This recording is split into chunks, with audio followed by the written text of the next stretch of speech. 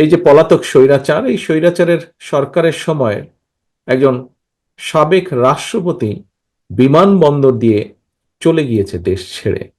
যেভাবে চলে গিয়েছে সেটিকে যদি আমরা মিলাই তাহলে দেখব যে 5ই আগস্ট আরেকজন দেশ ছেড়ে পালিয়ে গেছে, ইনিও অনেকটা সেভাবেই পালিয়ে গিয়েছেন। কিন্তু এখন বলা হচ্ছে যে অন্তর্বর্তীকালীন সরকার নাকি তার এই দেশ ত্যাগের ব্যাপারে কিছুই জানে না।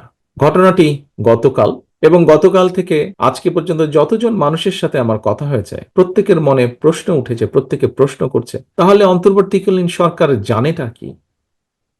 সাথে এও অভিযোগ উঠেছে সংস্কারের নামে সময় ক্ষেপণ করে অন্তর্বর্তীকালীন সরকার একদিকে যেমন হয়তোবা পলাতক স্বৈরাচার এবং তাতে দোসরদেরকে নিরাপদে দেশ ত্যাগের সুযোগ করে দিচ্ছে, অপরদিকে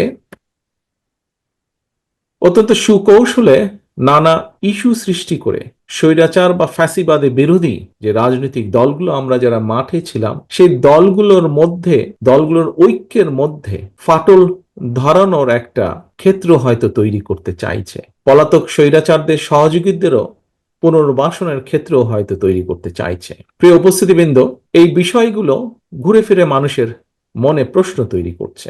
একনল হ্যান্ড ওয়াশ 100% প্যারাবেন ফ্রি, তাই নিরাপদ হাতের জন্য আস্থা রাখুন একনলে। দেশ স্বাধীনের পর থেকে এই যে কিছুদিন আগে যে পলাতক স্বৈরাচার, এই দলটি যখন দেশ স্বাধীনের পরেও দায়িত্ব নিয়েছিল দেশের, সেই সময় থেকে এবং বিশেষ করে পলাতক যে স্বৈরাচার ছিল সেই দলের শাসনকালে আমরা লক্ষ্য করেছি অত্যন্ত দুঃখের সাথে দেশের জনগণ মুক্তিযুদ্ধের যে কাঙ্ক্ষিত যে তাদের আশা আকাঙ্ক্ষা ছিল সেটির প্রতিফলন কিন্তু তাদের সময়গুলোতে দেখা যায়নি।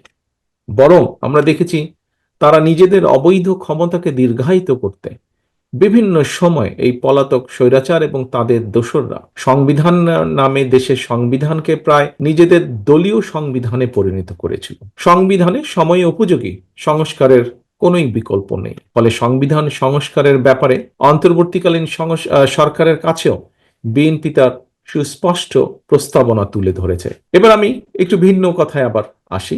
একটি রাষ্ট্রে সংখ্যা গরু কিংবা সংখ্যা লঘু জনগোষ্ঠীর সদস্য হওয়া না হওয়ার উপর দেশের নাগরিকদের নিরাপত্তা কিন্তু নির্ভর করে না, যে কথাটি আরো বিভিন্ন বক্তার বক্তব্যে উঠে এসেছে।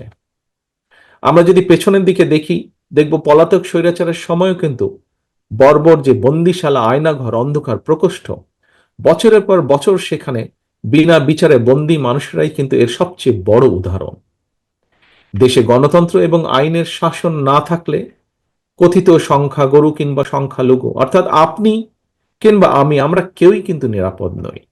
এমনকি ক্ষেত্র বিশেষে দেশের স্বাধীনতা সার্বভৌমত্ব নিরাপদ নয়।